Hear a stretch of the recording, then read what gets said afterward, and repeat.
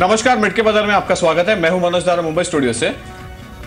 नमस्कार, मैं हूं दीपाली राणा। आप देख रहे हैं मिड कैप बाजार। मार्केट का पूरा एक्शन अभी देखेंगे, आपकी जो क्वेरीज हैं उनको भी शामिल करेंगे और ब्री एग्जिट वोट पर भी चर्चा होगी शो के दौरान और वहां के विजुअल्स भी आपको दिखाएंगे, मौजूदा हालात और अब तक की वोटिंग परसेंटेज। लेकिन सबसे पहले मार्केट का हाल अगर अभी देखें तो एकाएक मार्केट डे हाई पर आए हैं और जो ये स्ट्रेंथ मिली है ये मिली है यूरोपियन मार्केट्स की शुरुआत के बाद। यूरोपियन मार्केट्स आधा से 0.25% के सर्ज के साथ ओपन हुए हैं, जिसके बाद एकाएक इंडियन मार्केट्स में भी जो सेंटिमेंट्स है वो पॉजिटिव हुए और अब 8216 के लेवल पर निफ्टी ट्रेड कर रहा है। यूरोपियन मार्केट्स आपकी स्क्रीन पर, जहां पर कैक अभी भी 0.1% ऊपर ट्रेड कर रहा है। इसके अलावा डैक्स और फुट्सी में भी हम आधा % की बढ़त आज के सत्र में देख रहे हैं। तो अच्छी शुरुआत हुई यूरोपियन मार्केट से, जिससे मच नीडेड सपोर्ट मिला है इंडियन मार्केट्स को भी।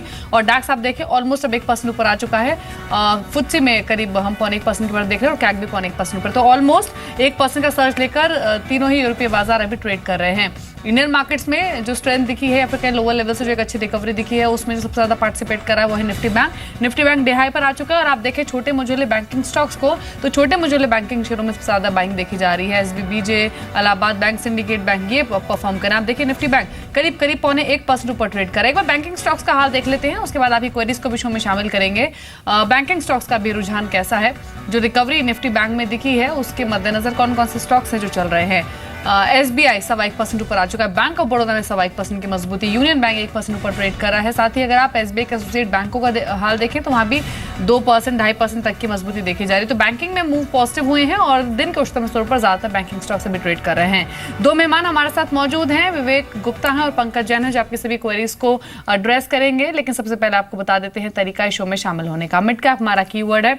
मिड कैप आपको लिखना है, अपना सवाल आपको लिखना है और उसको सेंड करना है 57575 पर। फोन लाइन के जरिए भी शो का हिस्सा बन सकते हैं। टोल फ्री नंबर है 1800-180-3545। दूसरा नंबर है 0120425827। व्हाट्सएप के जरिए भी अपनी क्वेरीज आप भेज सकते हैं हम तक। अपना नाम लिखें, नंबर लिखें, उसको सेंड कर दें 784002 पर। और इस बीच एक स्टॉक देख लेते हैं। पहले कॉलर से बातचीत कर लेते हैं। जी मनोज, कॉलर से बातचीत करेंगे, लेकिन एक बार एमटीएनएल को देख लेते हैं। एमटीएनएल सुबह से ही मजबूत था और अब एकाएक सडन स्पाइक के साथ डे हाई पर ये शेयर आ चुका है। 6.5% की तेजी लेकर कामकाज कराए। सुबह इस तरह की खबर थी कि एमटीएनएल जल्द ही अपना रिवाइवल प्लान गवर्नमेंट को सौंपेगा और अब एमटीएनएल की ओर से इस तरह के स्टेटमेंट्स आ रहे हैं जिसमें वो बोल रहे हैं कि वो जो रिवाइवल प्लान है उसको तैयार कर रहे हैं और डीओटी को जल्द ही वो अपना रिवाइवल प्लान सौंप देंगे। सुबह जो खबर थी उसके मुताबिक, पीटीआई के थ्रू जो आई थी उसके मुताबिक अगस्त तक कंपनी अपना रिवाइवल प्लान सौंपेगी। जो मोमेंटम पॉजिटिव था स्टॉक में सुबह से शुरुआत से, लेकिन अब एकाएक स्पाइक आया है और 6.5% के उछाल के साथ दिन के उच्चतम स्तरों पर यह स्टॉक ट्रेड कर रहा है 7.5% की मजबूती लेकर। मनोज श्योर, आज के पहले कॉलर से बातचीत कर लेते हैं। मिस्टर नाथ ने हमें कॉल किया हुआ है पुणे से। नमस्कार, आपका सवाल पूछिए। मेरा यूनियन बैंक मैंने 900 क्वांटिटी लिया है 127.10 से।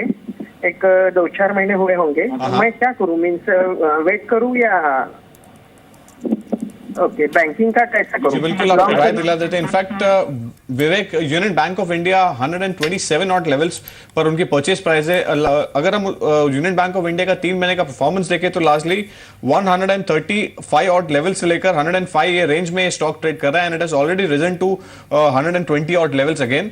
बट टेक्निकल पर्सपेक्टिव में आप क्या सलाह देना चाहेंगे उनको और आपकी क्या सलाह है? In fact he should stay in Union Bank और he should move on to the other stock?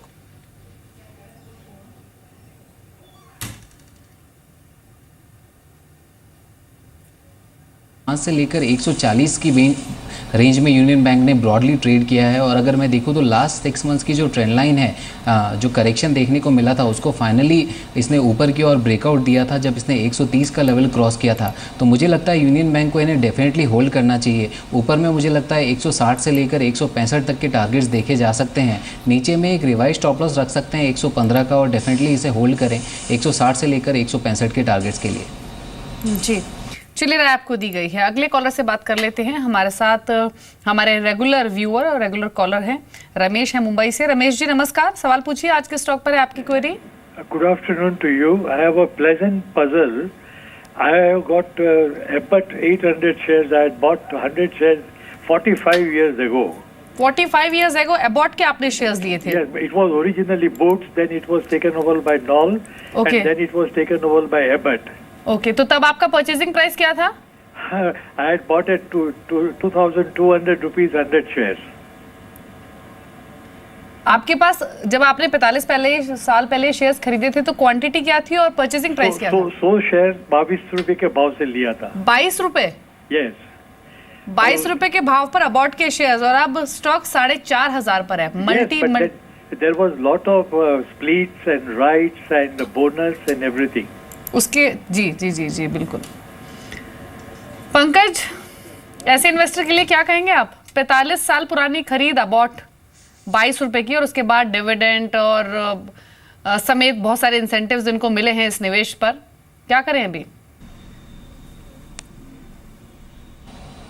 Deepali, इसमें डिस्कशन ये नहीं है कि एबॉट शेयर अच्छा है या नहीं है। आई थिंक इसमें जो सीख की बात ये है कि if one is a patient investor, if one has invested into the right stock, I think equity market is one of the best place to park your money. Abbott being a very strong, good multinational company, और जितनी भी ये अच्छी multinational company है, चाहे वो pharmaceutical space में हो या एमएनसी स्पेस में हो, over the period of last 20, 30, 40 years they have given exceedingly well results to the investors. और मैंने देखा है काफ़ी सारे ऐसे पेशेंट इन्वेस्टर्स रहेंगे जो इन स्टॉक्स के साथ बैठे हुए हैं। So I think congratulations to you for keeping such a strong patience in a good stock.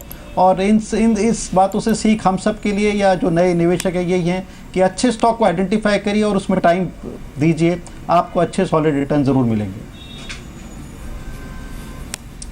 Sure. Mister Ganesh ने हमें कॉल किया हुआ आंध्र प्रदेश से। नमस्कार, आपका सवाल पूछिए। हरिता सीटिंग सिस्टम। जी, आपने कौन सा स्टॉक खरीदा है? हरिता seating system.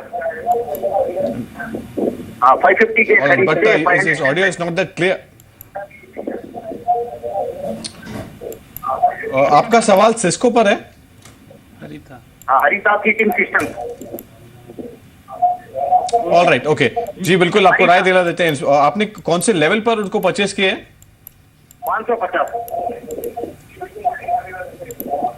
Alright, Vivek, Harita in fact 550 odd levels पर उनकी परचेस प्राइस है। टेक्निकल पर्सपेक्टिव में is there any comment you want to offer?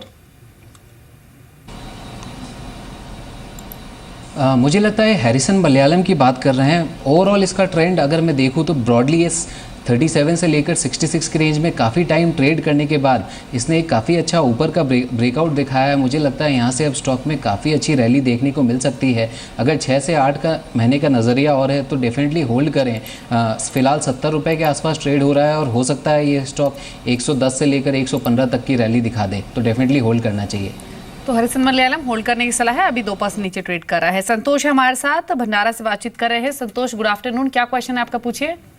Good afternoon ma'am, मेरे पास JNK बैंक के 50 शेयर हैं 70 के रेट पे, और मैं इसमें 1-2 साल तक वेट कर सकता हूँ। ठीक है पंकज, 2 साल का नजरिया JNK बैंक में, खरीद है इनके 70 रुपए के भाव की, 66 पर स्टॉक ट्रेड कर रहा है, क्या करना चाहिए?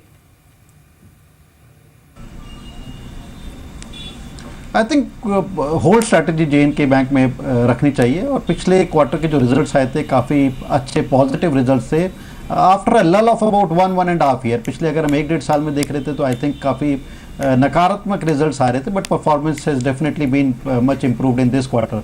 और आने वाले वक्त में ऐसी अपेक्षा है कि परफॉर्मेंस और बेटर होगी। ओवरऑल मेरा ये मानना है कि जो जितनी भी बैंकिंग स्पेस है, चाहे PSU बैंकिंग हो, प्राइवेट सेक्टर बैंकिंग स्पेस हो, मेरे को लगता है कि आने वाले 1 से 1.5 साल काफ़ी अच्छे रहने चाहिए। जो भी नेगेटिव्स हैं ऑलरेडी इनबिल्ट हैं, including in JNK bank, and I think positives अभी पूरी तरह देखने को मिलेंगे आने वाले क्वार्टर में। So all in all I think आप JNK बैंक में बने रहिए। आपका 1-1.5 साल का नजरिया है। I think you should surely get decent results out of it.